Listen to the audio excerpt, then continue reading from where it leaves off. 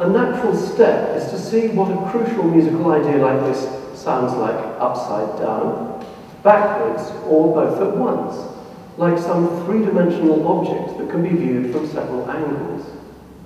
A major key idea turned upside down will give you something minor instead. So I found that this one gave me the following.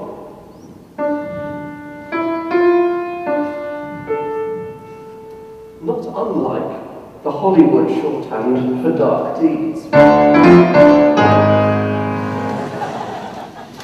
Rather successful. Here then was my basic raw material for the piece, generating much that would follow. Having established something near the end at which to aim, I contemplated the beginning, trying to ignore the old Irish injunction.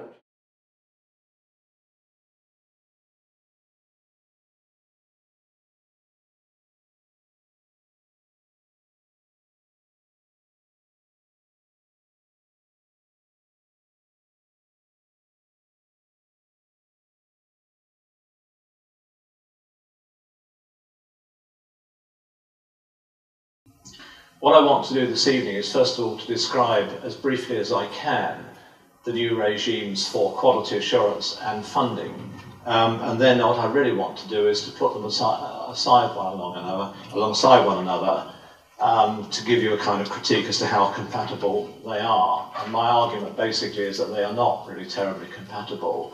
And I think this lack of compatibility, which I hope to demonstrate, will, I think, lead the sector into some fairly difficult passages unless some changes are made. So, therefore, the lecture, like Caesar's Gaul, is in three parts. I'm briefly going to describe the new quality regime, then I'm going to talk about the new funding regime, but then I particularly want to talk about the relationship between the two.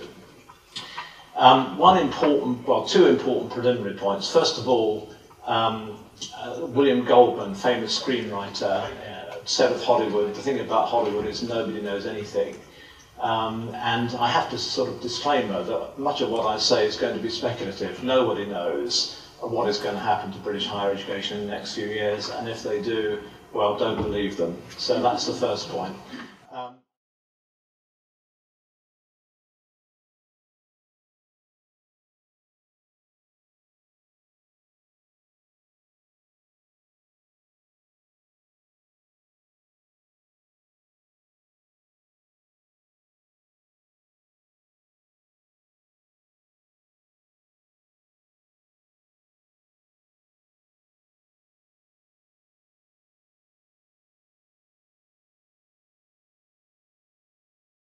Today, I was asked really by Robert Pratt to give this talk because I talked to the PhD students in the PhD forum this year, and it really is more of a journey, and I'm just really going to take you through an academic journey, and it happens to be mine.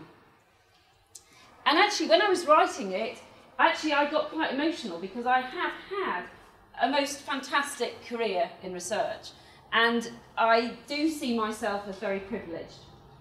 But there are two things that I think have allowed me to be successful. I didn't come from a big academic background. I come from the northwest of England, from a town called St Helens, and there are not many academics that flow out of St Helens.